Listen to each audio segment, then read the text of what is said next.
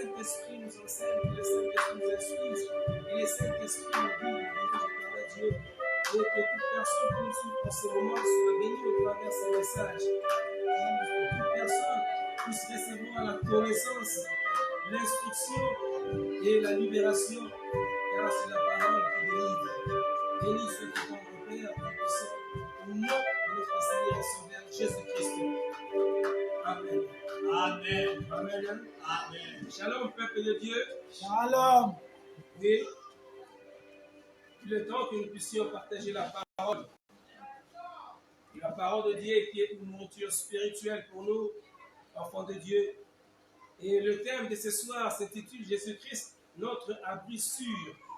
Donc Jésus-Christ est celle qui nous garde et celle qui nous protège. Jésus-Christ est seul, notre seul refuge. Ainsi, nous avons utilisé le texte de Juges, chapitre 9, verset 57. Verset 57. La parole déclare: quand les hommes d'Israël virent qu'Abimelech était mort, ils s'en allèrent chacun chez soi. Ainsi Dieu fit retomber sur Abimelech le mal qu'il avait fait à son père, en tuant ses 70 frères. Et Dieu fit retomber sur la tête des gens de Shem tout le mal qu'ils avaient fait. Ainsi s'accomplit sur eux la malédiction de Jotham, fils de Jérubbaal.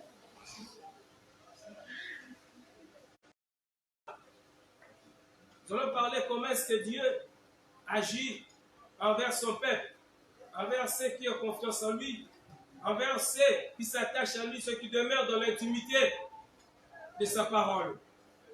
C'était pendant la période des juges, donc après la mort de Josué et des anciens qui l'entouraient, qui travaillaient ensemble avec eux. Ceux-ci avaient la connaissance et la crainte de Dieu. Ils croyaient à la parole de Dieu, ils croyaient en Moïse. Toute cette génération fut recueillie auprès de ses pères, et il s'éleva après elle une autre génération qui ne connaissait point l'Éternel, le Dieu d'Israël, qui n'avait pas vécu le miracle de l'Éternel Dieu, et ni ce qu'il avait fait en faveur d'Israël. Et cette génération marchait dans la désobéissance de la parole de Dieu, donc dans la désobéissance de la loi. Il n'obéissait pas à la loi de Moïse. Bien aimé, sans pourtant ignorer que Josué n'avait pas préparé un successeur. C'est pourquoi il n'y a pas de succès sans successeur. Il faut avoir toujours dans l'esprit d'avoir un successeur, préparer des successeurs tout autour de votre entourage. Ainsi, ce peuple, parce qu'il n'avait pas obéi à l'Éternel Dieu, Dieu les avait rejetés. Tout en étant rejeté, il était sous l'emprise du malheur. Et l'ennemi, l'adversaire, venait les opprimer. Ainsi, ce peuple criait à l'Éternel Dieu. Et après avoir crié à l'Éternel, Dieu leur avait envoyé un homme. Lorsque le peuple est en problème, lorsque le peuple crie devant Dieu à cause d'une situation difficile, Dieu envoie toujours un homme. Dieu envoie toujours un serviteur. Dieu envoie toujours un prophète pour guider le peuple, pour diriger le peuple et le faire sortir du chaos. Et pour ce temps-ci, c'était le temps où Dieu a suscité Gédéon. Et Gédéon veut dire celui qui coupe, ou bien celui qui fait tomber. Donc Gédéon est venu pour mettre fin à ces fléaux de la domination, de l'oppression de Madianite contre le peuple d'Israël. Gédéon, selon l'histoire, avait deux enfants. Il était polygame. Mais alors, après un moment de conquête, un moment de victoire, un moment de délivrance, il délivra Israël sous l'emprise des Madianites. Mais le temps était passé, il a vieilli. Gédéon devait mourir. Vu l'élévation qu'il avait, Gédéon a appelé le peuple d'Israël d'apporter des trésors, d'apporter de l'or, de l'argent. il a fait de cela un éphod. Et l'éphod là était devenu comme un piège pour le peuple d'Israël. Plus tard, c'était devenu l'élément de la prostitution. Donc, Gédéon, avant sa mort, il avait mis le peuple dans une porte de la prostitution. Même que Salomon pécha, quoiqu'il avait un bon moment de prospérité, mais à la fin de son règne, il avait cédé, il est allé dans l'idolâtrie. Bien aimé, après la mort de Gédéon, il avait laissé aussi un fils nommé Abimelech. Mais ce fils-là était issu de l'union de Gédéon avec une concubine. Et après, Abimelech veut dire le père et moi, ou le roi et père. Il était tiré à partir d'une concubine. Et là, c'était vraiment l'idolâtrie parce que Abimelech, plus loin, veut dire Moloch et père. Or, Moloch, ce sont des petits dieux païens. Petits dieux païens. Ainsi, celui-ci, donc Abimelech, tua tous ses frères de même sang. La Bible déclare qu'il tua 70 enfants de Gédéon. Mais toutefois, il y a toujours une théorie des restes dans la Bible. Même si on ravage tout un village, il y aura toujours un reste. Même si on ravage toute une famille, il y aura toujours un reste. Ainsi, pour la famille de Gédéon, il y avait quelqu'un, un enfant, le dernier fils, qui s'appelait Jotam. Jotam veut dire Yahweh est parfait, Dieu est parfait. Ainsi, Jotam est allé se cacher, malgré le ravage que faisait Abimelech en tuant les enfants que Gédéon avait laissés, avec une seule pierre. Gédéon tua 70 fils de... Plutôt, Abimelech tua 70 fils de Gédéon. Mais un était resté, c'était Jotam. Jotam est allé se cacher. Comme je dis, il y a toujours la théorie du reste selon la Bible. Il y a toujours un reste que Dieu prépare. Peu importe le nombre, peu importe le fléau, peu importe ce que la maladie peut faire, je déclare ce soir, malgré les ravages du coronavirus, il y aura toujours le reste. Alléluia. Amen. Alléluia. Amen. Bien-aimé, toi qui me poursuis maintenant, tu es parmi ces restes. Si tu crois en Jésus-Christ, tu es parmi les restes. Si tu demeures dans l'intimité, dans la foi avec Jésus-Christ. Quel que soit ce que le coronavirus est en train de ravager aux États-Unis, en France, en Italie, par-ci, par-là. Mais moi, je crois, selon les Écritures, il y aura toujours le reste. Et nous sommes parmi ces restes-là. Et vous êtes parmi ces restes, vous qui croyez au Fils de Dieu. Alléluia. Amen. Alors, nous allons parler rapidement sur ces versets de chapitre 9, toujours verset 57 à 57. Les Écritures stipulent ainsi. Quand les hommes d'Israël virent qu'Abimelech était mort, ils s'en allèrent chacun chez soi. Ces hommes-ci étaient là comme des soutiens pour Abimelech, étaient comme l'appui pour Abimelech, étaient comme la base, s'il faut utiliser un peu ce terme, la base actuellement pour Abimelech. Mais Abimelech était un méchant qui était là, Abimelech.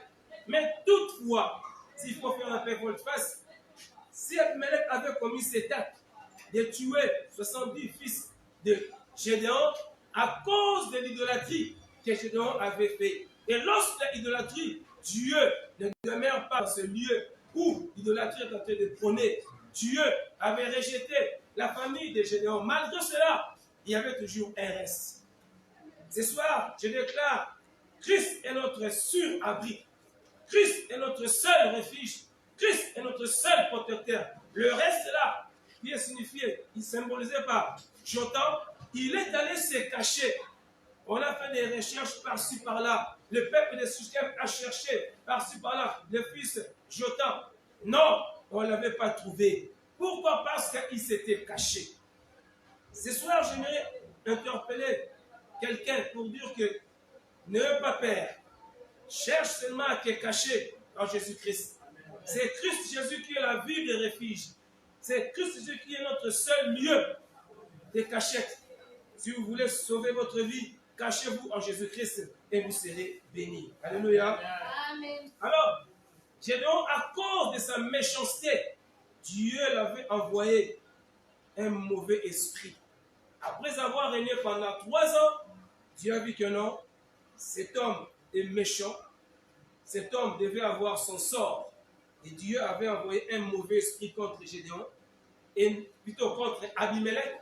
Et ce mauvais esprit qui est venu pour tourmenter Abimelech, c'est dans Juge chapitre 9, verset 23. Alors Dieu envoya un mauvais esprit entre Abimelech et les habitants de Sichem, et les habitants de Sichem furent infidèles à Abimelech. Donc entre Abimelech et sa base, entre Abimelech et son appui, il n'avait plus de relations, il n'avait plus de contacts. Et c'était la cause de la malédiction que prononça Jotham. Et c'était la cause de l'idolâtrie que Gédéon avait laissée. Et maintenant, Dieu devait faire vengeance. Bien-aimés dans le Seigneur, quel que soit, des gens peuvent vous faire de mal, quel que soit, des gens peuvent vous insulter, peuvent vous calomnier, mais laissez à Dieu la vengeance. Car il est écrit, à moi la vengeance, à moi la rémunération. Jotham n'avait pas cherché à monter encore une armée pour aller combattre Abimelech. Non, il a laissé tout cela entre les mains de Dieu. Beaucoup de gens, bien aimés, à cause de l'argent, à cause du pouvoir, à cause du succès, à cause de n'importe quoi, cherchent même à sacrifier ceux de leur famille, à sacrifier les membres de la famille. Comme Abimelech, il avait sacrifié ses frères de même sang, donc de même père. Il avait tous tués à l'aide d'une seule pierre. Il tua 70 personnes. Actuellement, c'est des gens qui sacrifient leurs bien-aimés, des gens qui sacrifient leurs femmes, qui sacrifient leurs enfants, qui sacrifient leurs maris même, qui sacrifient même les êtres chers, leurs grands frères, petits frères, qui sacrifient même leurs parents, à cause de l'honneur, à cause de la richesse de la terre, à cause de la grandeur du monde, et bien sûr une grandeur passagère. Ainsi, Gédéon sacrifie sa famille comme des gens qui vont embrasser des sciences occultes. Ils sacrifient aussi leurs frères et sœurs. Qui vont chez les féticheurs, ils sacrifient aussi les siens pour avoir le pouvoir.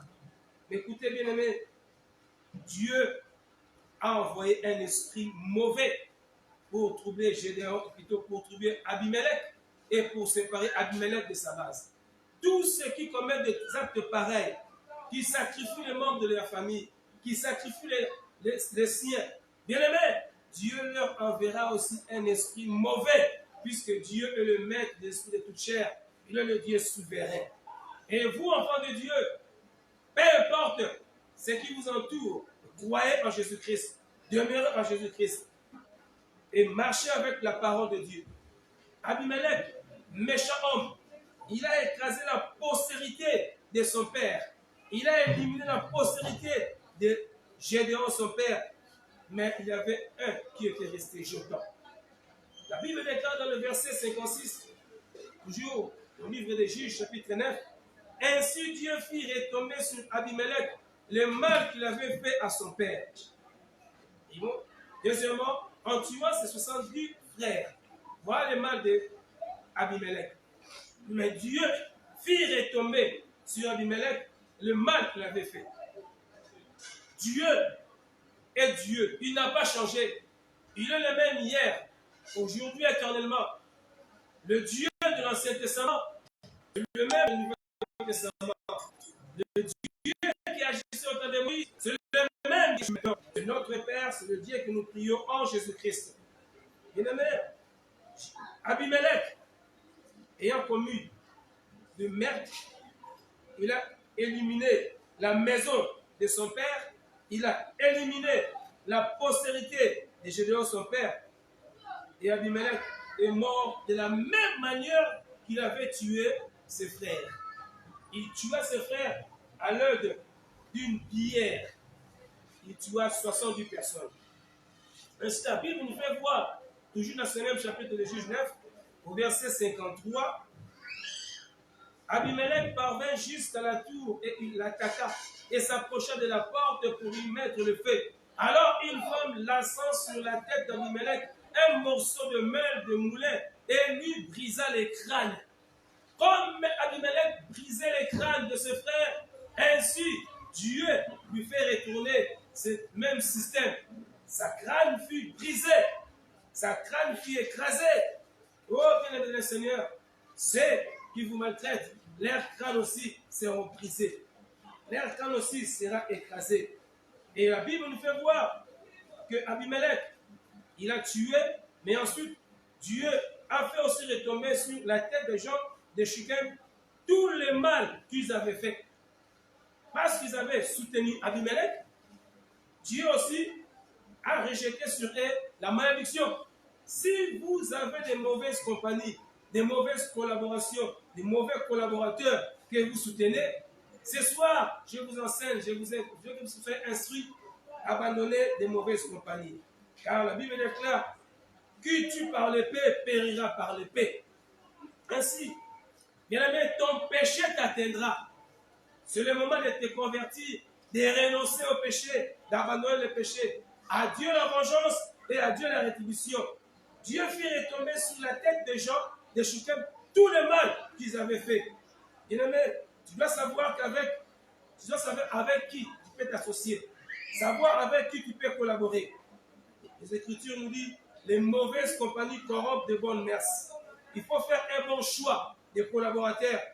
Car la malédiction de Jotham, ou la malédiction que Jotham avait prononcée, a eu son accomplissement. Et Jotham est resté en vie. Pourquoi Jotham est resté en vie? Une seule chose, un seul secret, parce qu'il s'était caché. Il s'était caché quelque part pour fuir Abimelech et sa troupe, pour fuir Abimelech et son armée, pour fuir Abimelech et sa base, et tous ceux qui le soutenaient. Ce soir, bien aimés, vous avez besoin de vous réfugier quelque part. Vous avez besoin de vous cacher quelque part.